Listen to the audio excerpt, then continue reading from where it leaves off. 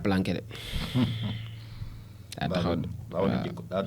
dañoo tudd koor gi mu tiit. moom kay machine bi kay kenn xamul lan la. donc actualité bi tey dañ koy door ak président de la république Bassirou Diomaye Diakhar Faye mi nga xam ni daal nay recommandé ay recommandation la daal di joxe di ay ndigal yu mu jox gouvernement bi ngir ñu daal di assurer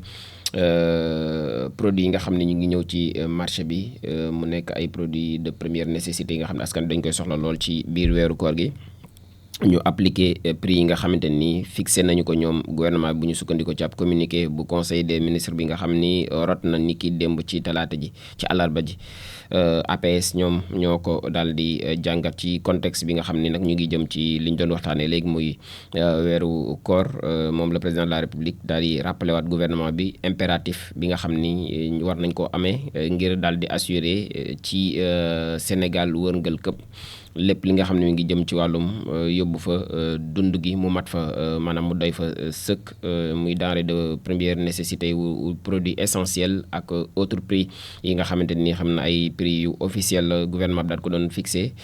suñu sukkandikoo ci texte bi nga xam ne publié nañ ko par le porte-parole du gouvernement Amadou Moustapha Ndiack Sarré. mu ni nag en cette période donc particulière bi nga xamante ni moom mooy de dévotion et de ferveur religieuse moom le chef de l'État di sàkkuwaat bu baax a baax pour un Sénégal de paix de prospérité et de solidarité muy jàmm joo xamante ni sax na fi naataange ak nag ndimbalante ci biir réew mi muy adressé aussi ses chaleureuses félicitations à ses meilleurs vœux à la umma islamique moom njiitu réew mi son excellence Bassirou Diomaye Diakhar Faye mu nekk nag communauté musulmane bi nga xamante ni ñu ngi dëgmal weeru koor gi waaye sax ci kanam tuuti la communauté chrétienne aussi war a dugg ci lii di carême bi aussi muy ajouté moom monsieur Sarré nga xam ne moom mooy porte-parole bu gouvernement bi également ministre de la formation professionnelle di ay kàddu yi son excellence yi nga xam ne doon na ko jottali lors du conseil des ministres Bassirou Diomaye Faye daan na adressé aussi ses félicitations au nouvel archevêque bu Dakar wax nañ ni moom moo remplacé monseigneur Benjamin Ndiaye di André Guèye monseigneur André Guèye donc mooy ex-évêque bu Thiès Ouest bi la daal di nekkoon léegi ñu yóbbu ko fële ca Dakar. Assemblée donc nationale ak benn proposition interprétative de la loi d'amnistie initié nañ ko waa PASTEF ñoom ñoo ko daal di def muy député yi nga xam ne ñoom ñoo fare ci parti boobu validé par le bureau donc muy proposition interprétative bu loi d'amnistie initiée par PASTEF validé par le bureau muy bureau bu assemblée nationale bi nga xam ni dañoo rejeté ce 26 février ni ki démb muy la proposition donc de la loi bu député Thierno Alassane Sall bi nga xam da doon viser abroger la loi d'amnistie maanaam daa bëggoon faase lii di loi d'amnistie bi nga xam ne Thierno Alassane Sall moom moo ko daal di dugaloon fële ca assemblée nationale ñoom daal nañuy dàqandi lu ni mel ñoom ñi nga xamante ni ñoom ñooy bureau bu assemblée nationale ni ki démb motif bi nag moom mooy elle violerait l'article 82 maanaam loolu du méngoog li nga xam ne moom mooy bëgg-bëgg article 82 bu suñu constitution nga xam ni en aggravant aussi une charge publique sans prévoir de compensation financière loolee la daal di wax en revanche proposition de loi boobee muy proposition de loi interprétative bu Amadou Ba numéro 2 dañ nañ koy juger recevable maanaam nangu nañ ko moom bi nga xamante ni moom mooy Amadou Ba numéro 2 li mu daal di proposer celle-ci lu mu doon def moom mooy daal di viser à exclure les crimes de sang maanaam ñu dindi crime de sang yi nga xamante ni dëxanoñ nañ ko ci lii di loi d'amnistie bi du champ donc de l'amnistie en s'alignant sur les engagements internationaux donc du Sénégal selon un communiqué du groupe parlementaire PASTEF parcouru par Sénégo nañ ko soumettre au président de la République avant d'être débattu au Parlement maanaam daañu ko jébbal président de la République balaa ñu koy débattre fële ca donc assemblée nationale. Amadou Moustapha Sarré ba léegi ak les subventions donc à l'énergie dinañ ko seront donc contenues à 2% du PIB en 2025 maanaam li nga xamante ni daal ñeel na wàllum subvention yi ci wàllum énergie dinañ ko en tout cas dugal ci lu tolloog 2% la ci suñu PIB ci atum 2025 muy les subventions destinées à la consommation énergétique maanaam PIB bi moo ko nar a gàddu lu tolloog 2% le produit intérieur brut du pays. ki ko def déclaration googee moom mooy le ministre de la formation professionnelle et porte-parole du gouvernement di Amadou Moustapha Sarré ni ki mercredi ca Ndakaaru. mu nekk ay audits yoo xamante ni ci ay kàddoom mën nañ ko waaye notamment sur l'effectif donc de la fonction publique maanaam nañ la ñu toll ñi nga xam ne ñoom ñooy yëngu ci fonction publique ak subvention yi nga xamante ni ñu ngi ko jagleel énergie bi yooyu yëpp daal dinañ ko contenir ci PIB bu atum 2025 bi lu toll ak 2% lay doon muy ay déclaration yu Moustapha Sarré en expliquant à la RTS bi nga xamante ni fa lañ ko doon interviewé APS aussi génne donc benn pàcc ci interview boobu les mesures prises lors du dernier conseil des ministres foofee la ko daal di donc jëlee mu nekk c'est l'une des mesures donc correctives prises pour atténuer les conséquences des anomalies relevées par la Cour des comptes dans son audit des finances publiques pour la période allant de 2019 à mars 2024 muy joyanti dëgg-dëgg li nga xamante ni bokkoon na ci rapport bu Cour des comptes bi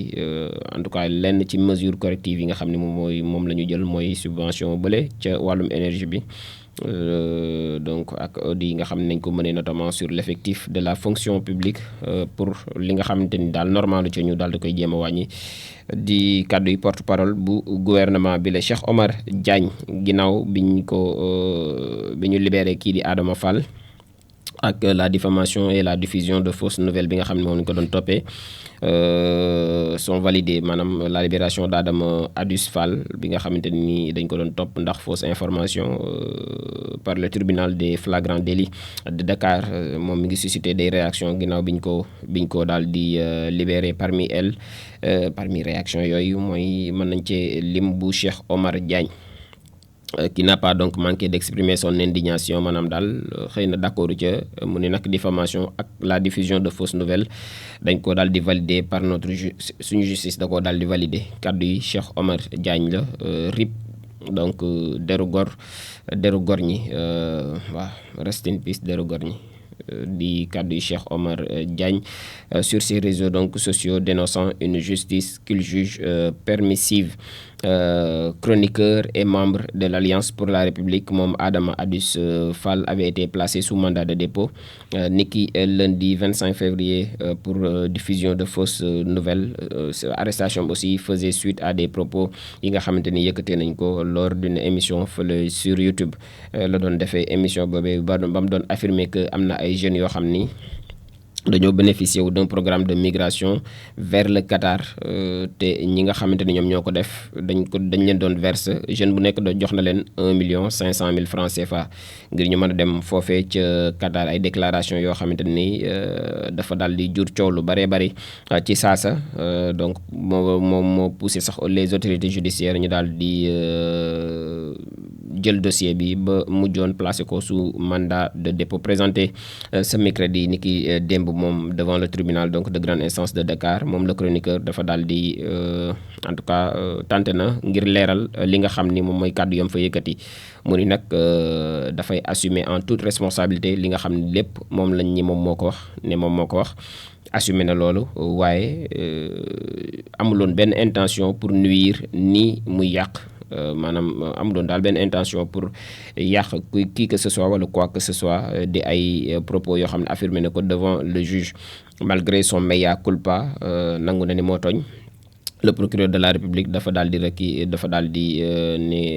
koy daan une peine de 6 mois de prison ferme ainsi qu'une amende donc de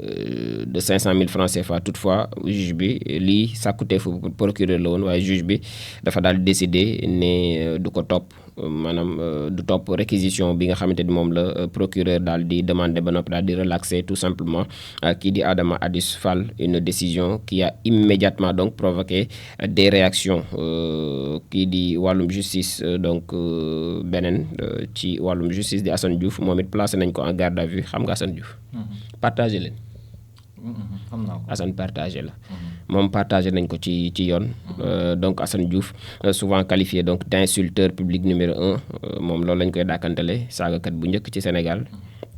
daan nañ ko interpellé ce mercredi tôt le matin ca Guédiawaye par la division des investigations criminelles rapport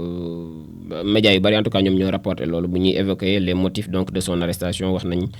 ñu ci bari li nga xam ne moom moo tax ñu teg ko loxo. Toutefois il faut souligner que dans l'une de ses dernières apparitions yi nga xamante ni mujjee na ko feeñ en tout cas ci YouTube moom activiste bi dafa violemment pris au premier ministre Ousmane Sonko da ko doon ci moom la nekkoon daal di ko accusé d'avoir donc menti au sujet d'un compte bancaire contenant 1000 milliards wala 1000 milliards yi daal la doon toppee kii di Ousmane Sonko ci dernière en tout cas vidéo yi nga xam def na ko ci YouTube doon ci yëkkati yenn kàddu yu ñagas yu ni mel suñu sukkandikoo ci Presse Afrique bi nga xam ne ñoom ñoo génne information bi au cours donc de la même émission daal dinay dem sax plus loin di wax ni à part les guides religieux personne d'autre n'est un saint daal bu dul kilifa diine yi lu mooy kilifa diine yi waaw kenn seetlu fi kàddu yi Assane Diouf bokk na donc ci selon Presse Afrique li tax ñu interpellé ko moom Assane Diouf placé ko sous mandat de dépôt. Globalement lii moom moo gën a fës tey ci yéenekaay yi bon pas ci yéenekaay moo gën a fës tey ci actualité bi d'une manière générale. Commentaire.